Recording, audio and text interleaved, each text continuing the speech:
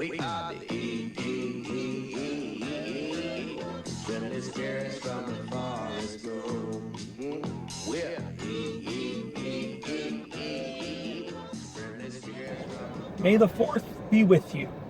Yes, apparently Star Wars Day is now a thing because the internet says so, and if the internet says it's a thing, we all have to adhere to it.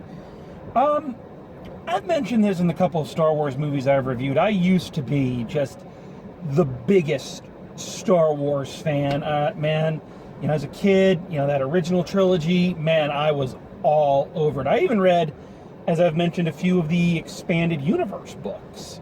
So I'd like to say I was a fairly passionate fan of the series.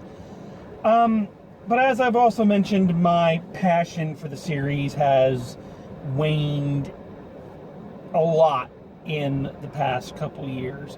Part of that is due, in part, to the quality of the product being put out, and the other is due to the seemingly endless whining done by the product's core fan base. It just seems like it's never ending, and it seems like it's this constant merry-go-round. They will announce a new project, everyone will get excited about it, the first trailers will come out, everyone pees their pants saying this is the greatest thing ever, the movie comes out, and we spend the next 20 years bitching about it. And it's an endless cycle. And the things that the fans of Star Wars have had to complain about, not a small list, and I don't blame them for half of it, has grown substantially in the past several decades. But I remember back when there were just 3 of these movies. And when there were just 3 of these movies, it seemed like there was one element that drew the most ire. And for the life of me, I just could not understand why. Now let me explain that. I understand simply not liking something, or something not being your cup of tea, or a character not clicking with you. I get that. I truly do. I am not a fan of Pixar movies. I don't hate them, but they don't do anything for me, and I don't care how many examples about Wall-E and Eva being your generation's Romeo and Juliet you throw at me. It just doesn't work for me. It doesn't click. So I understand that, but what gets me is just the constant hatred of this one element that was so powerful for so long. And I'm speaking, of course, about Ewok hate. I have never understood why people hated the Ewoks so much. At first I thought it was just an ironic thing that Generation X started. The first time I remember hearing people complain about the Ewoks was first a throwaway line in Clerks, and then a throwaway line in Scream 2. I had never heard anything against the Ewoks until those movies, and then all of a sudden it was like the dam broke, and these things were public enemy number 1. And I understand not liking it, but to the extent that people went on this, it just baffled me. And what also baffled me is that the arguments they put forward as to why they hated them, they never really made a lot of sense to me. Moreover, you scour the internet and you could find 100 YouTube videos about how much the Ewoks suck, but there was no one out there defending them. Well, in honor of May the 4th, yes, I will give into this. I'm going to do just that. I want to defend the honor of the Ewoks. So what I'm going to do here is I'm going to take a look at the primary arguments I've heard against the Ewok.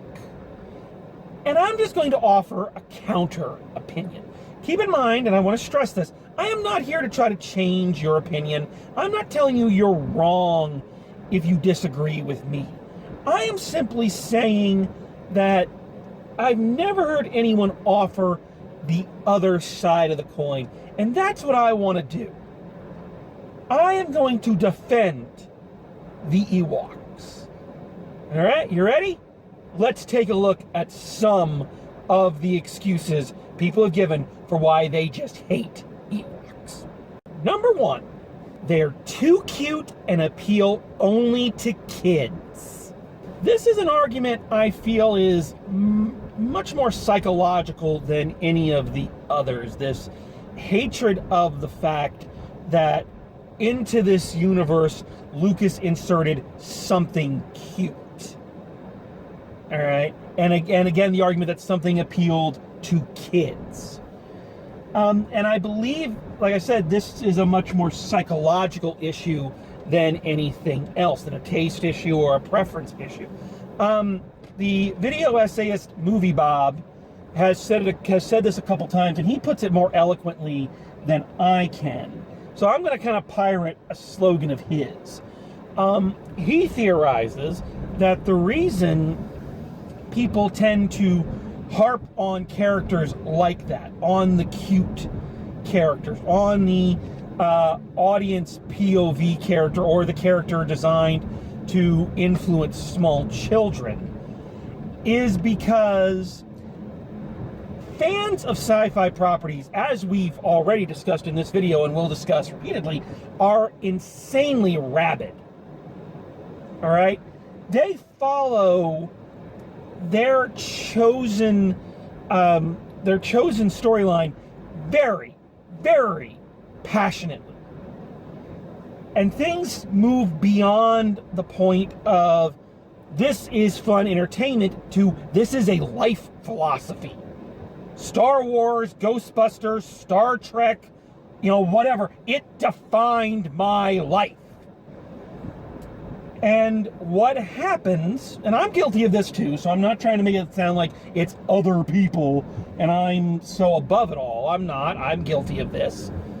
But I think what happens is that people who have dedicated their life to the philosophical teachings of Star Wars have a hard time processing something that is aimed at children in their franchise, because it reminds them that this pseudo-philosophical bullshit that they have assigned onto this property is actually just covering up the fact that it really is just a movie about space wizards fighting each other with their laser swords. And really, and again, this is coming from a true fan of the original series, you strip it away and that's all it is. It's based on old movie serials, folks.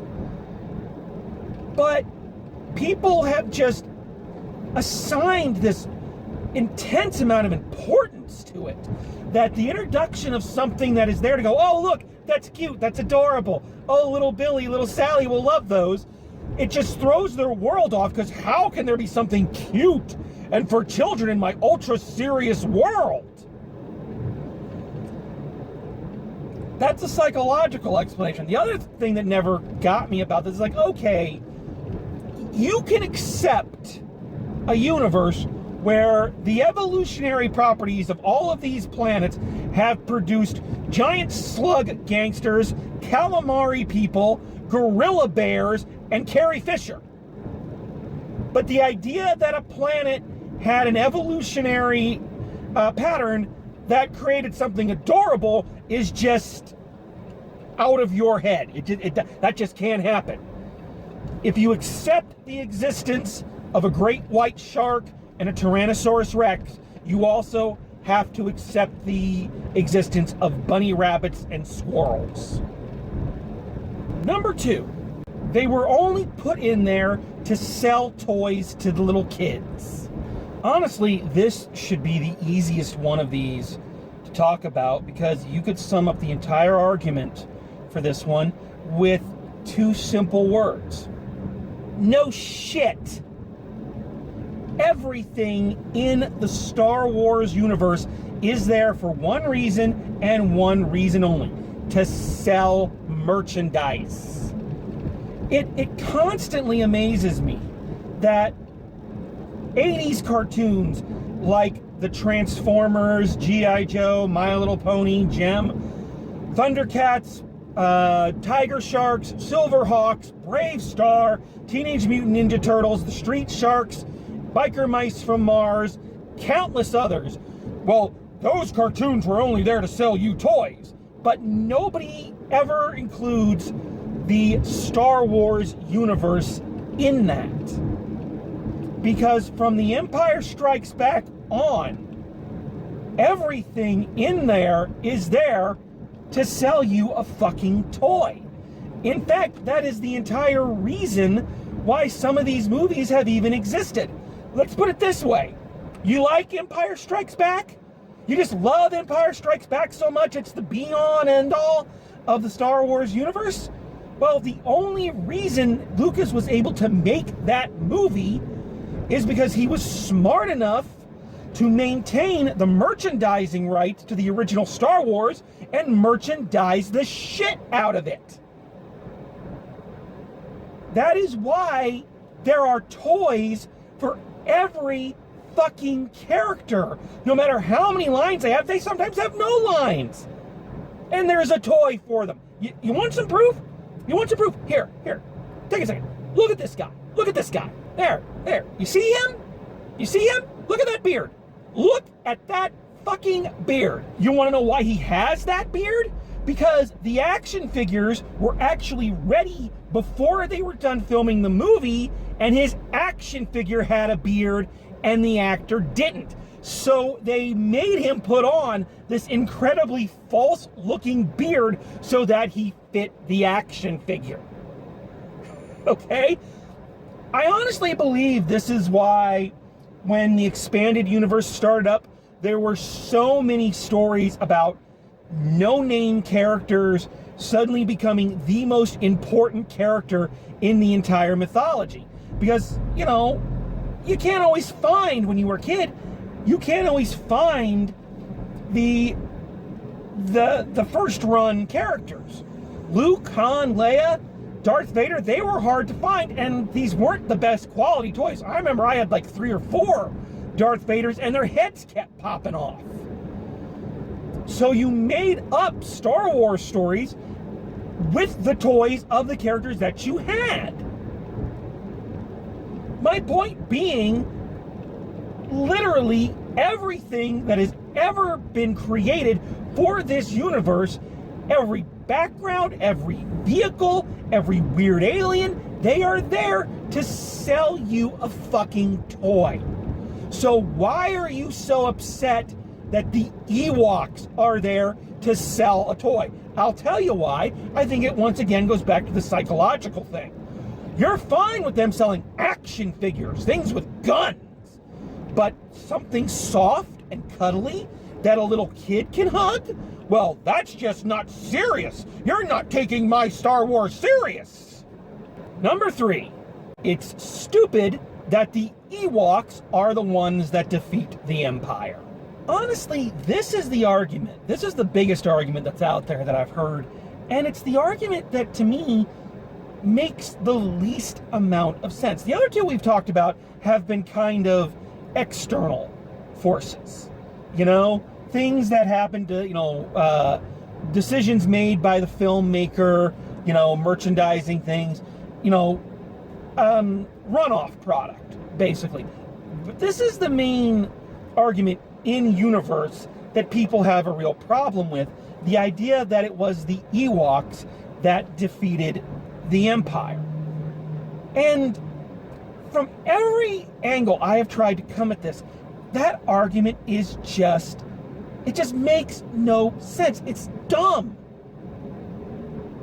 Because no matter how I look at it, it feels to me like the people who make this argument and are so passionate about this argument, it feels to me like people who will pull any arcane passage out of the Bible to support whatever backwards philosophy they have.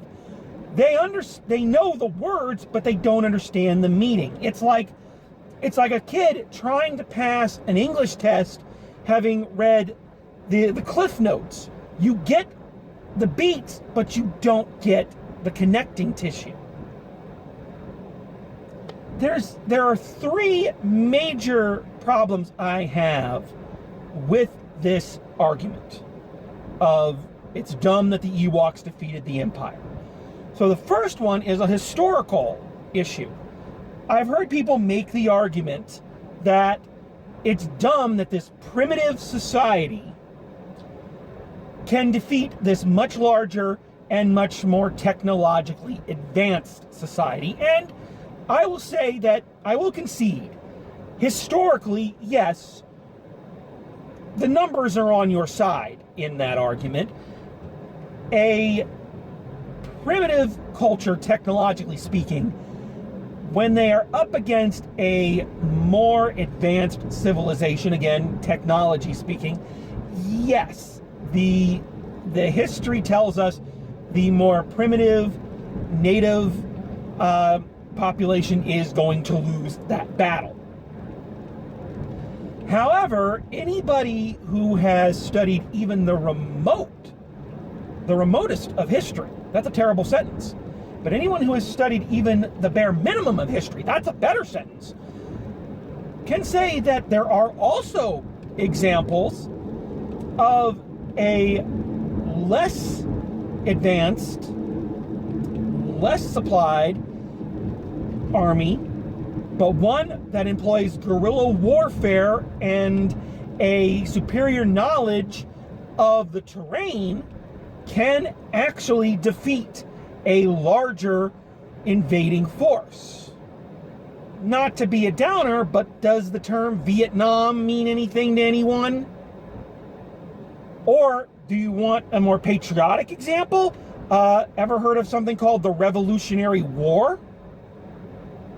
So yes, I will concede there are more examples of the one than the other, but it is not impossible.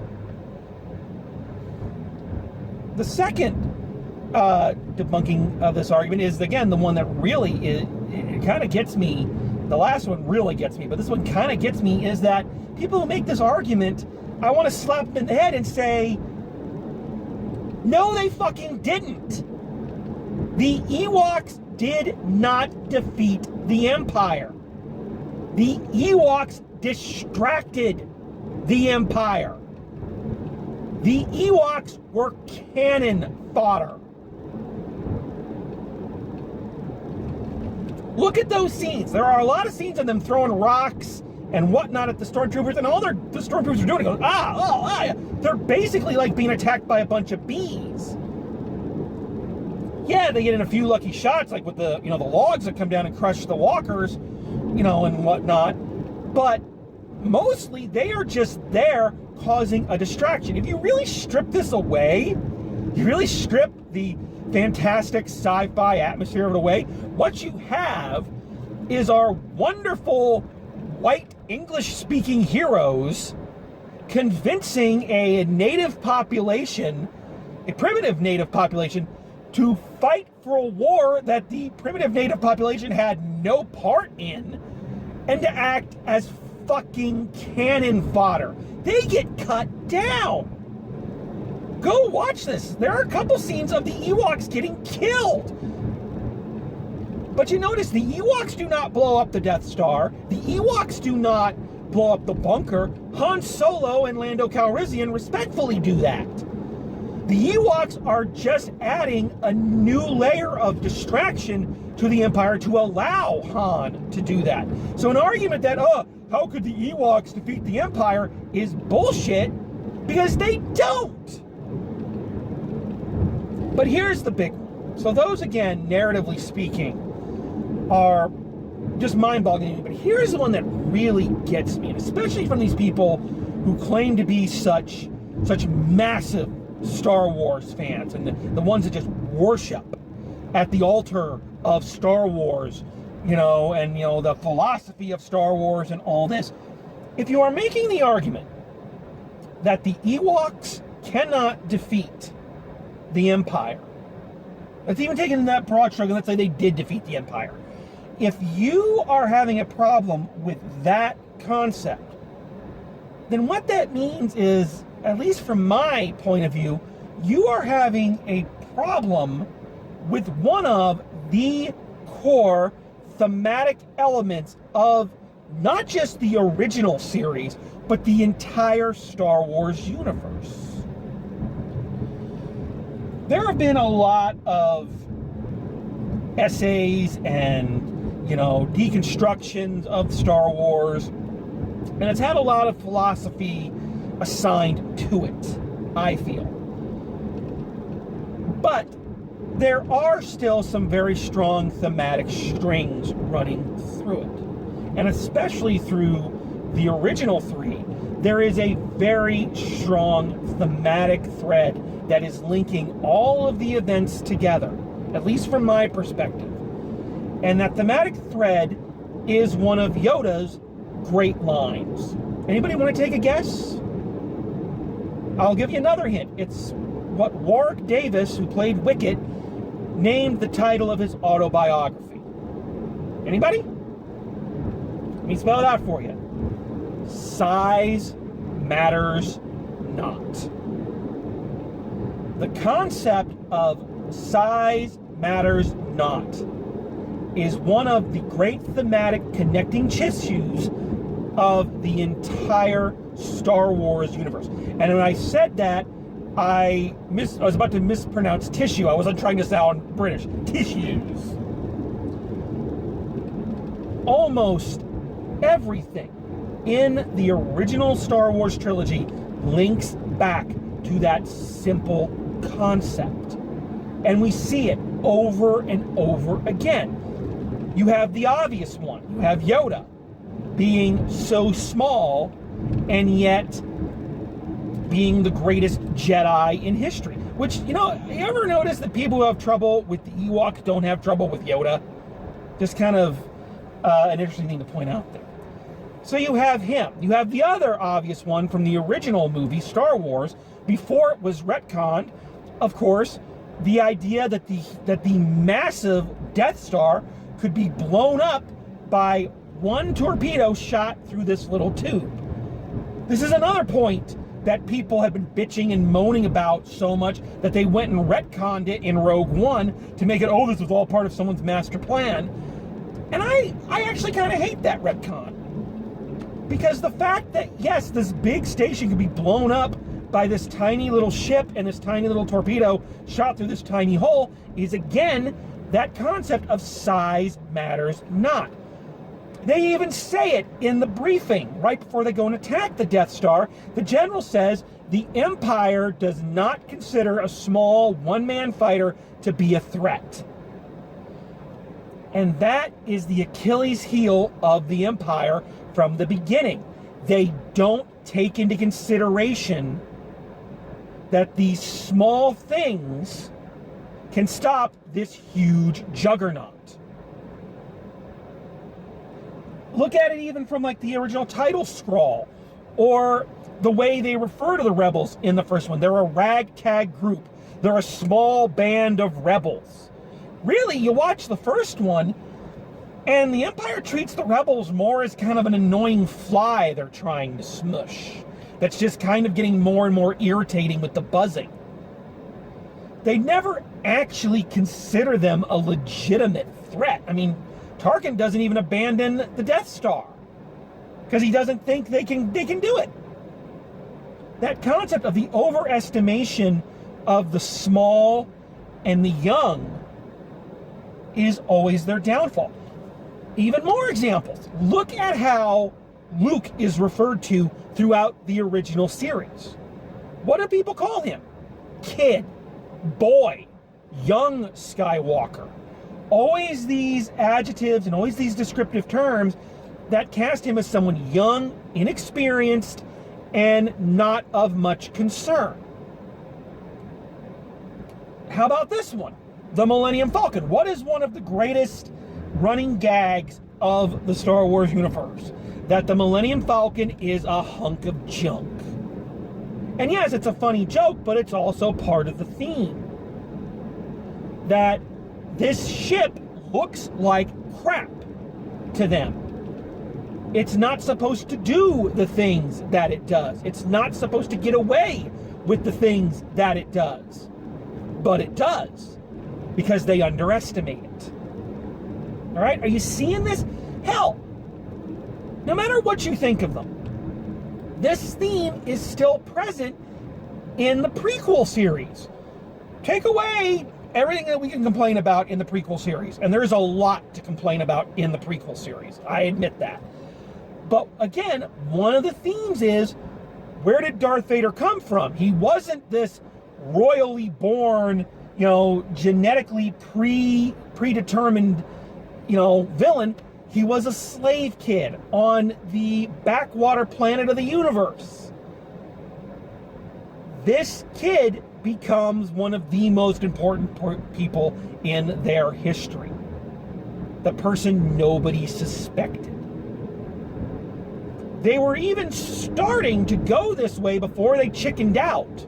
They started to go this way with the sequel trilogy that just wrapped up.